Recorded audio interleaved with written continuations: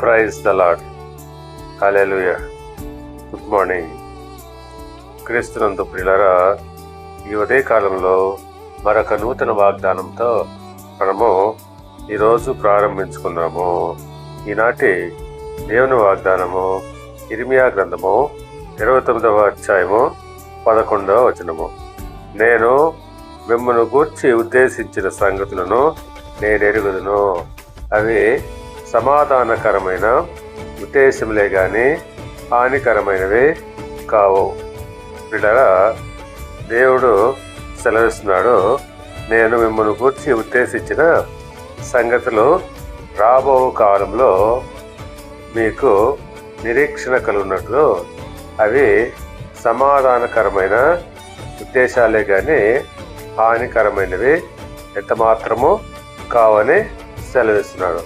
అవును, దేవుడు మన కొరకు ఏర్పాటు చేసినటువంటి ఏ కార్యమైనా అవి సమాధానకరమైనవి.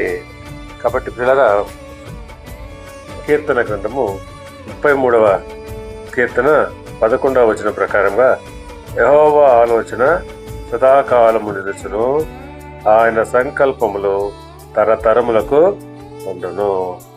అవును, యెహోవా ఆలోచనలు సదాకాలము నిలుస్తాయి, ఆయన సంకల్పాలు తరతరములకు నిలుచును.